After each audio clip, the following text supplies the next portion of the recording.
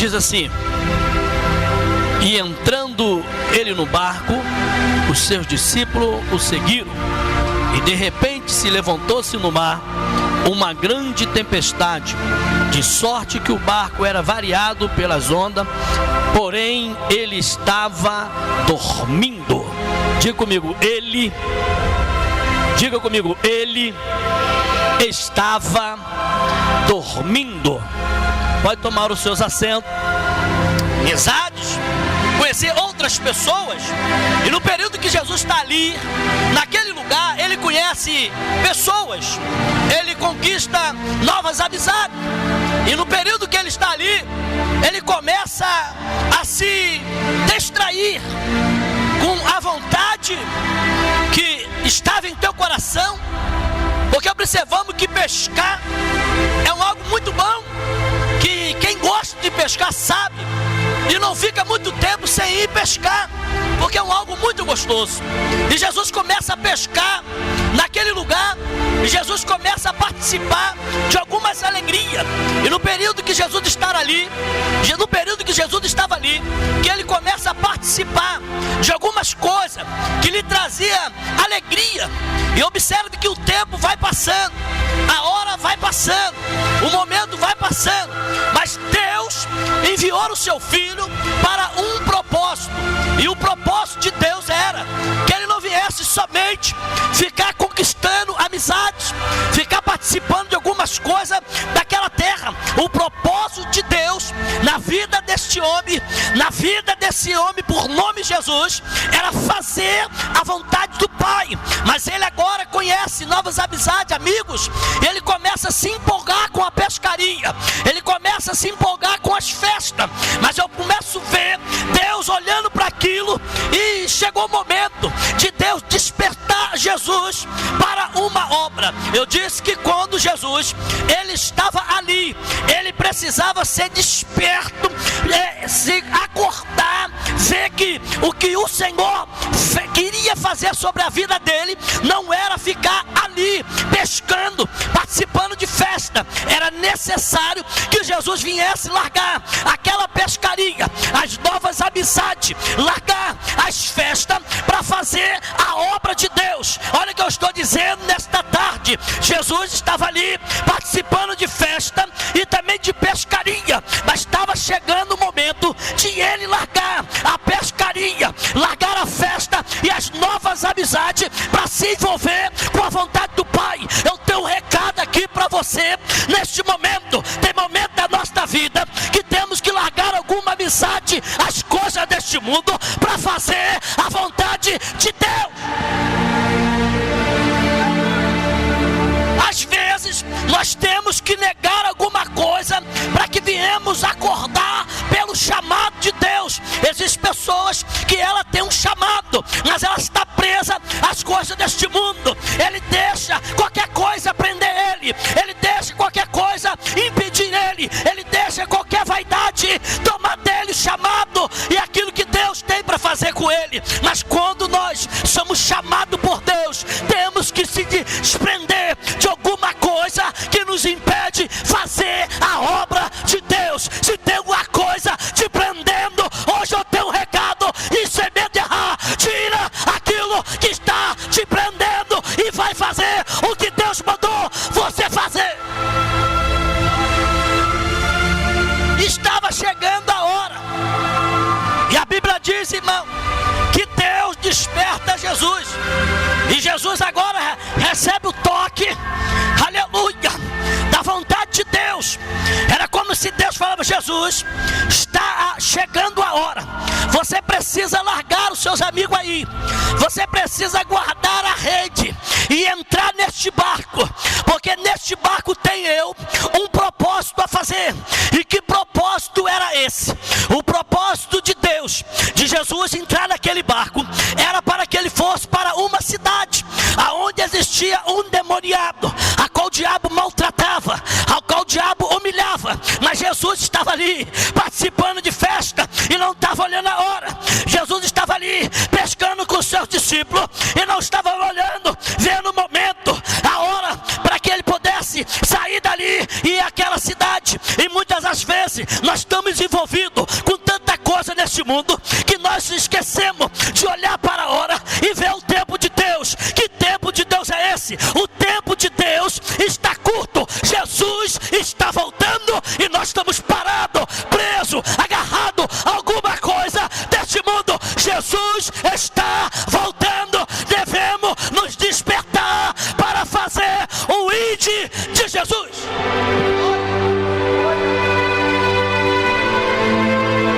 Eu me lembro uma vez que eu fui convidado para pregar numa hora como essa, e um pastor amigo meu, muito amigo, chegaram. Ele ligou para minha casa na parte da manhã e falou: pastor Antônio, eu vou fazer aqui um manto muito forte, venha almoçar com a sua esposa na minha casa. E eu falei para ele: tá hora, já estou aí. Quando eu pego a minha esposa, os meus filhos, entramos no carro e fomos para a casa dele. Cheguei lá, o manto era tão forte, que eu comecei a olhar para aquilo e disse: vai pegar fogo esse negócio. E depois que acender, aleluia, e crente come, crente ele come. Quando ele vê coisa boa, ele cai dentro. Ainda mais quando a fumaça, o negócio começa a cheirar. E eu ali, irmão, mas eu tinha um compromisso. Eu precisava pregar numa hora como essa. E no período que ele acende a churrasqueira, taca álcool na churrasqueira, era aproximadamente 1h30, mais ou menos, da tarde. Ele começa a acender a churrasqueira. Quando o negócio começa a pegar, aleluia, o celular desperta. Você tem um compromisso 4 horas de pregar na igreja do pastor fulano de tal, aleluia. Mas foi a hora que o negócio estava pegando, foi na hora que a comida estava saindo. E começa, irmão, o negócio pegar. E nós sentávamos na mesa. Chega um pastor amigo, chega mais um pastor amigo, e nós lá, irmão, e vai se passando a hora, vai se passando o minuto. E quando chegou aproximadamente uns 30 minutos para mim pregar na igreja, eu olhava para a churrasqueira e olhava para a hora, eu olhava para o manto e olhava para a hora. Eu disse: rapaz, felizmente eu vou ter que deixar, aleluia, esta festa da carne, eu vou ter que largar esse churrasco, eu vou ter que largar este manto, porque eu tenho um compromisso com Deus. E não é para qualquer um, é para quem tem na veia sangue de missão e de ganhar almas para o reino de Deus, aleluia. E o pastor, ele me ligou e disse: pastor Antônio, o palanque na favela do Rio de Janeiro, em Jacarezinho, já está montado, aleluia. Não vai ser na igreja, vai ser na praça, aleluia. Aí, irmão, que o meu coração ardeu mais. Eu olhei para minha esposa e disse para ela: minha filha, olha só, se você quiser ficar aí comendo, participando desta festa, você fica, porque eu vou me retirar, porque eu tenho um compromisso com Deus. Eu tenho um chamado na minha veia, eu tenho um chamado na minha vida, e não é qualquer coisa que vai me impedir de fazer a obra de Deus. Mas existem pessoas que estão presas, existem pessoas, irmão, que estão agarradas. É necessário você se desprender, é necessário você soltar alguma coisa que está impedindo de você ir. Eu quero dizer algo: eu casei com uma esposa muito linda e maravilhosa. Quando eu casei com ela, Deus tomou um profeta e disse para mim e para ela no casamento: olha, eu quero dizer para vocês dois, quando não der para você ir, deixa ele ir. Quando não der para ele ir, deixa você ir, mas não impeça o ministério dele crescer. Se tem alguém te atrapalhando você ir, Deus vai arrancar. Você crê nisso, você crê nisso, você crê nisso, você crê nisso, você crê nisso, você acredita nisso, aleluia. E chegou a hora, irmão, aleluia, de Jesus entrar no barco. Eu creio que Jesus olha para o barco, olha para os amigos, que eu já estou sentindo até saudade de alguns amigos que eu conheci, aleluia. E você olha e diz: vou ter que ir embora, vou ter que sair, aleluia. Jesus olha e diz: felizmente eu vou ter que entrar no barco. Não sei se o barco está cheio, se está lotado, mas eu tenho que ir embora. Ele chama os discípulos e conversa: se vocês quiserem ficar aí, fiquem aí, porque eu tenho uma missão a cumprir, aleluia. Eu sempre falo e repito aqui nesta tarde: quem não quiser ir, eu vou, não me importe aonde que seja. O que me importa é dizer que Jesus cura, que Jesus salva e que Jesus é liberto, que Jesus liberta. E se Satanás entrar na minha frente, eu atropelo ele.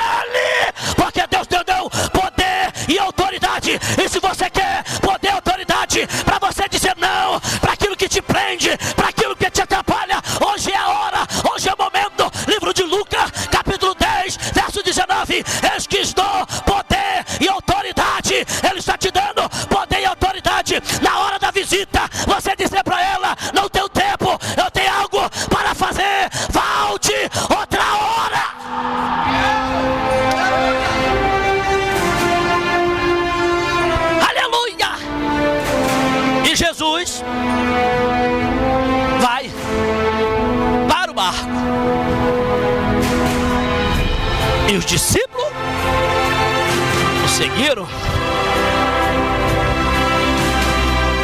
Anda com quem tem, meu filho. Aleluia. Vai com quem tem, meu filho. Se chega perto de quem tem. Porque tem pessoas que não têm e não quer deixar você ir. Tem pessoas que não vai, não quer deixar você ir. Tem pessoas que não faz, não quer deixar você fazer. E quando faz, ainda faz murmurando, criticando, reclamando. Ei, ei, ei, vai atrás de quem tem. E quem está te chamando é Jesus de Nazaré. Quem está te chamando para o mistério é Jesus de Nazaré. Só que quando ele vai para o barco, os discípulos o seguem. E a Bíblia diz que quando Jesus, ele entra no barco, olha o que ele faz, irmão. Ele vai para a parte de trás do barco descansar.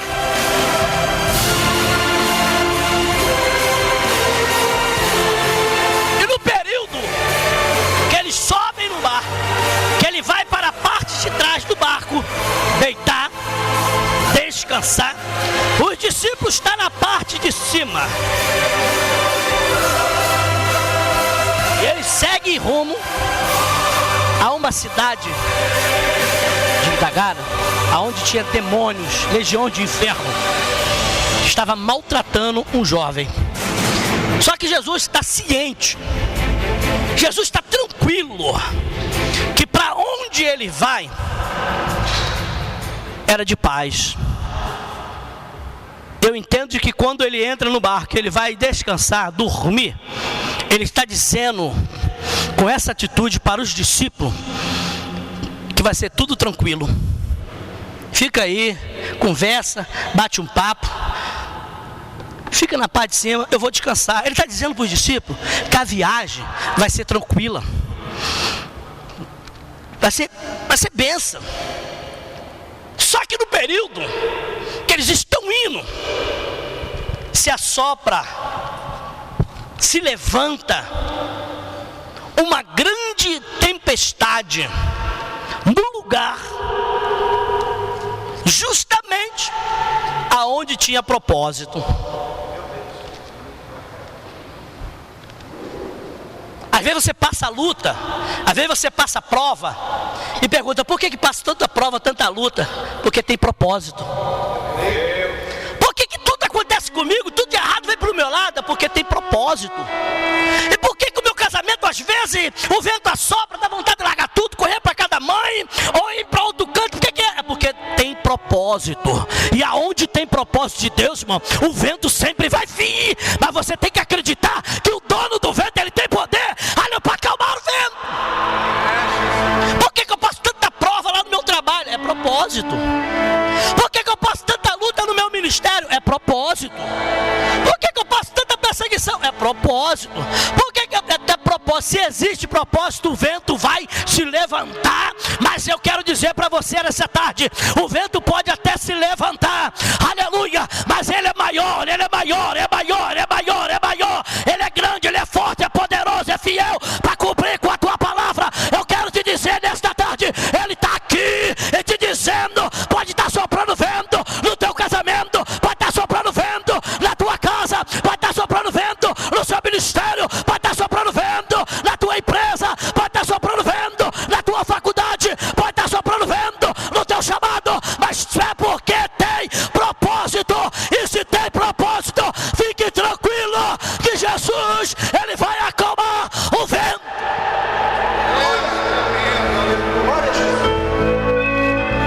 E quando eles entram no barco, ele vai dormir, o discípulo está na parte de cima. Enquanto o vento bate só no barco, os discípulos estão tranquilos, porque eles eram acostumados de andar por algumas regiões, lugares, de passar por alguns ventos. Enquanto o vento estava apenas balançando balançando o barco, eles estavam tranquilos. Eles estavam acreditando que eles iam chegar do outro lado. Mas a Bíblia diz, irmão, que a situação começa a ficar mais difícil, porque além de o vento aumentar, se criou naquele lugar, com a força do vento, ondas naquela água, naquele mar, e começou a encher o barco. Quando o vento começa a aumentar, que a água entra no barco, aí eles começam a ficar apavorados. A Bíblia diz que eles ficaram alvoroçados. Alvoroçados são pessoas nervosas, agitadas, preocupadas, com medo, porque a história vai dizer que quando o vento aumenta, que a água entra no barco, eles começam a olhar apavorados um para o outro, porque eles tinham propósito, aleluia, eles tinham desejo, eles tinham sonho, eles tinham projeto, e eles sabiam, se continuasse daquela forma, eles iriam morrer, mas eles tinham propósito, eles tinham família, eles tinham sonho. Então eles entram em desespero, porque eles pensavam em si: eu preciso que as promessas de Deus